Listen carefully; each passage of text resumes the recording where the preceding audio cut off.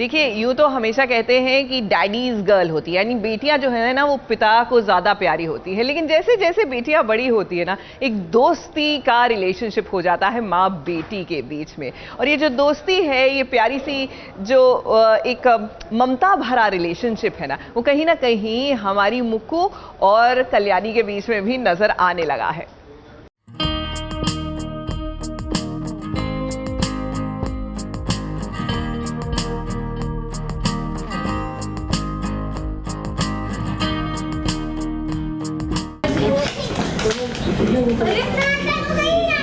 अगर ऐसा कुछ जाना है तो मेरी लाश के ऊपर से जाना होगा।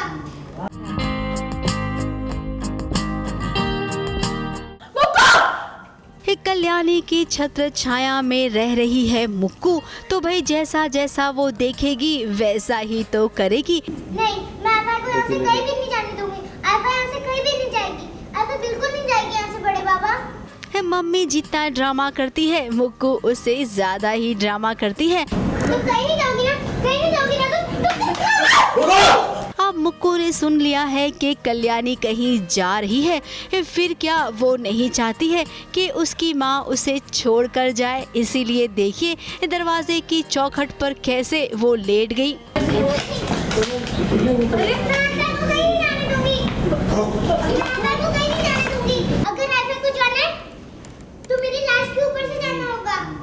मुक्कू का गुस्सा इतना कि उसने अपना जूता भी फेंक दिया। और कल्याणी की जब नजर पड़ी मुक्कू की इस हरकत पर, तब उसने कैसे बचाया अपनी मुक्कू को। अब मुक्कू को नहीं पता जिद करते करते वो जिस चौखट से टकराने वाली है उसके पीछे एक बड़ी सी कील है।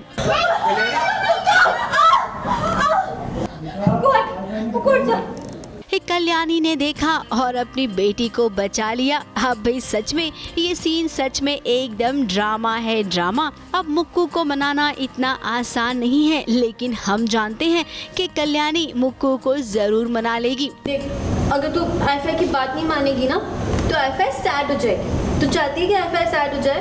और आइफा हमेशा के लिए थोड़ी ना जा रही है। हाँ, हमेशा के लिए थोड़ी ना जाएगी आइफा। ABP news report.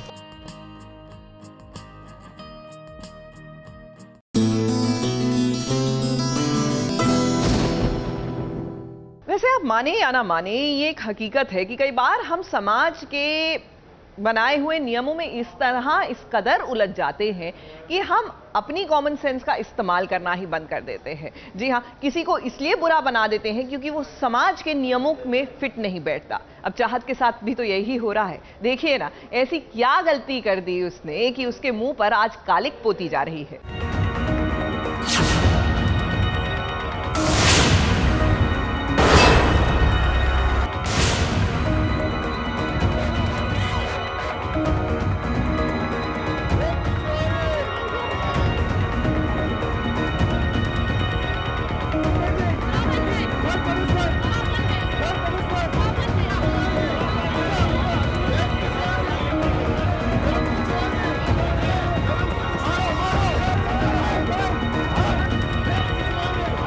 सड़े हुए टमाटर फेंके जा रहे हैं चाहत पर, साथ ही उसके मुंह पर कालिक भी पोत ली गई है। ये सब इसलिए किया जा रहा है क्योंकि चाहत के घर वालों को और आसपास वाले को ये पता चल गया है कि चाहत किसी और धर्म से ताल्लुक रखती है। बस कीजिए आप लोग, माना कि मेरा धर्म अलग है, लेकिन मैं आपके धर्म की भी उतनी ही इज्जत करती हूँ। कभी बुरा नहीं चाहा किसी के लिए, नफरत नहीं की है मैंने। कोई मजहब गलत नहीं, कोई मजहब गलत सीख नहीं देता। भाभी, कभी आपने सोचा अपनी तरफ से पूरे शहर का अमन कितना बिगड़ेगा? कभी सोचा आपने? ससुराल वालों को लग रहा है कि चाहत ने अब तक उन्हें धोखा दिया है, लेकिन वो ये नहीं जानते कि चाहत ने ऐसा नील के कहने पर किया है।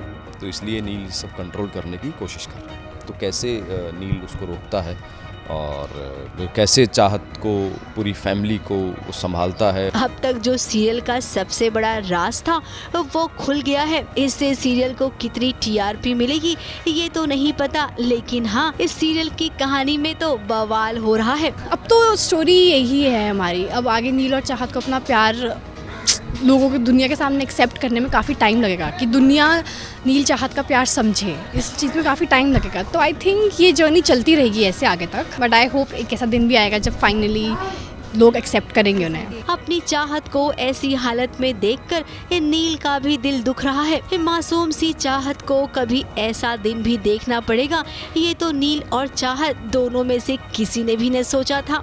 लेकिन अब लोगों के बारे में क्या कह सकते हैं, वो जो सोचते हैं वो करते हैं, लेकिन करने से पहले कुछ नहीं सोचते। अब देखना ये होगा कि दुनिया वाले चाहत और नील के प्यार को कैसे अपनाते हैं।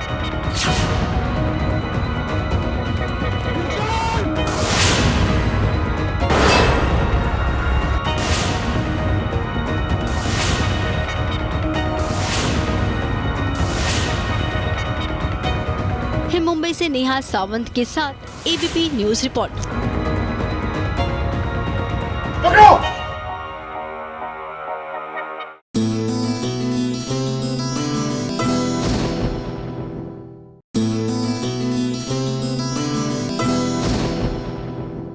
देखिए, अपना टाइम आएगा, अपना टाइम भी आएगा करते करते रानी बेचारी का टाइम आया ऐसा लगा और फिर से टाइम चला गया।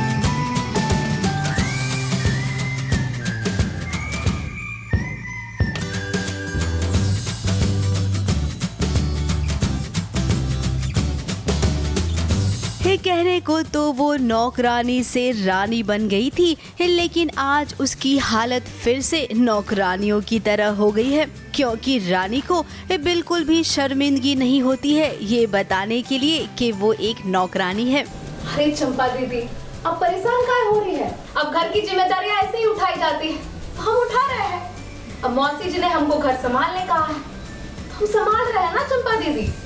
उसका अपना ही एक स्टाइल है, वो अपने ही स्टाइल में जिंदगी को जीती है, खुश रहती है और अपने आसपास सबको खुश रखना चाहती है। दूसरों की खुशी में वो अपनी खुशी ढूंढ लेती है, कुछ ऐसी ही तो है ये रानी। अरे बिटिया हुई है, नाचो।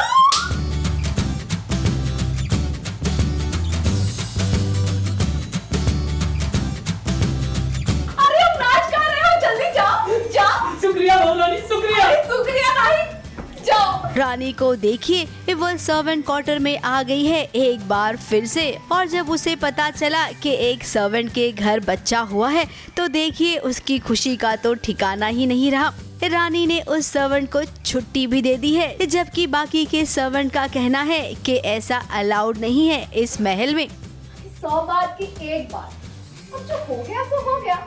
अब भी क्या अलाउड है क्या नहीं अलाउड है, इससे रानी को फर्क नहीं पड़ता है। अब इतना तो तय है कि यहाँ पर जरूर कोई न कोई आएगा और फिर देखना होगा कि रानी उसे क्या समझाती है।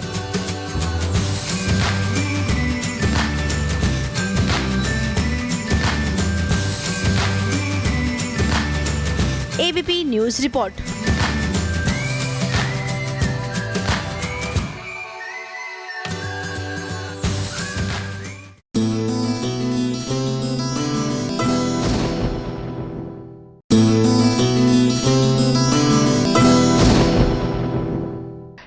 प्रेम बंधन में लीजिए जानकी का गृह प्रवेश हो रहा है, लेकिन ये कैसा गृह प्रवेश है जहां दुल्हन के साथ घर में एंट्री करने के लिए दूल्हे भी यहाँ नहीं है। जी हाँ, इस गृह प्रवेश से दूल्हे गायब हैं।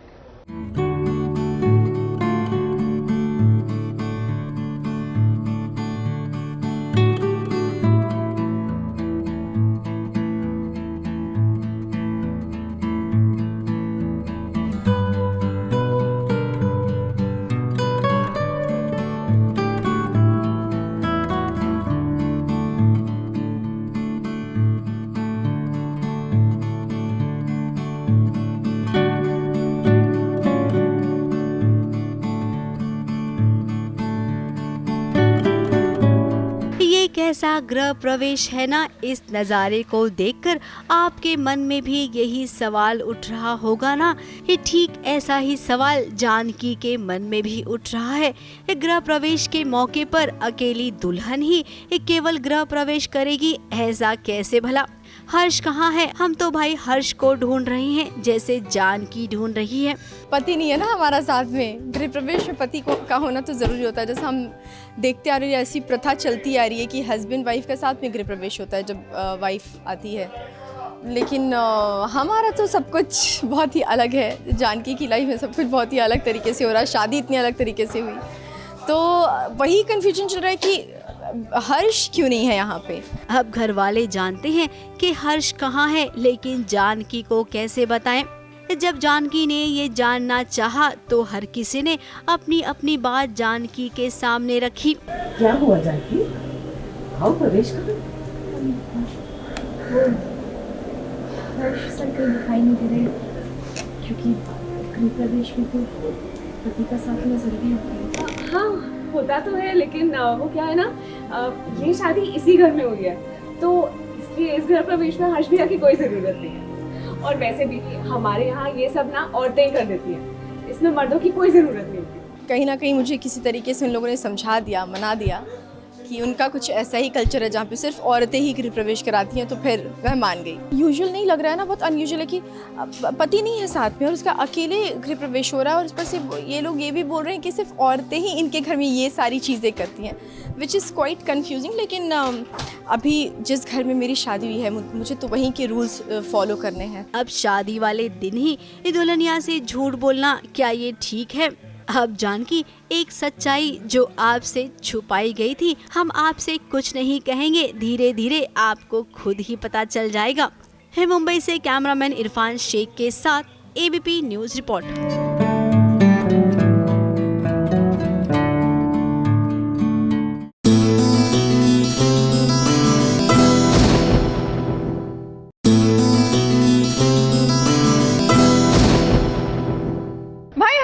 प्रीता करण अपनी नोक झोंक के बीच में लीजिए हनीमून की तरफ प्रस्थान कर चुके हैं, और वो भी जा रहे हैं इस ठंड के मौसम में मनाली। हाय, एंड गेस व्हाट, ये जो हनीमून है ना, वो एज गिफ्ट मिला है सासू माँ से प्रीता को।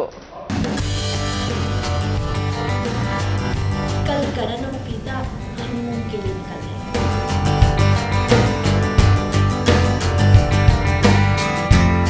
तुम दोनों कल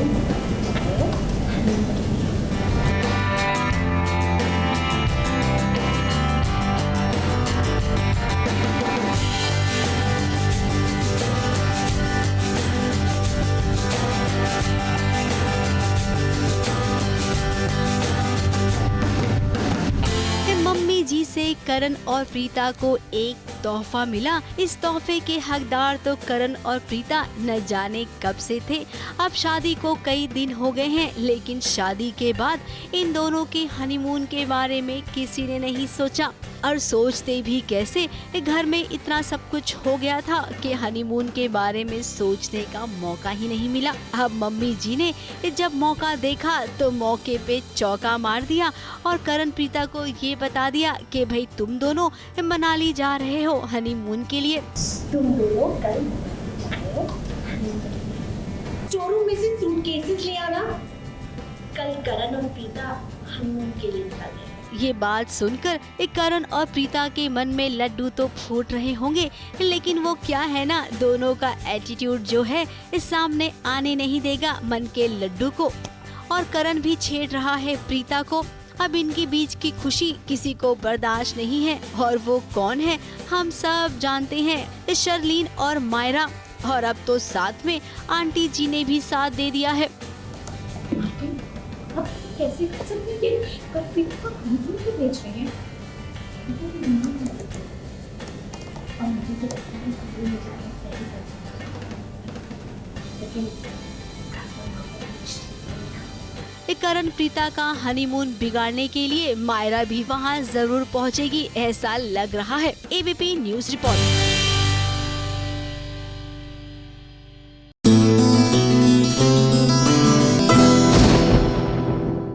ये है एबीपी न्यूज़, आपको रखे आगे।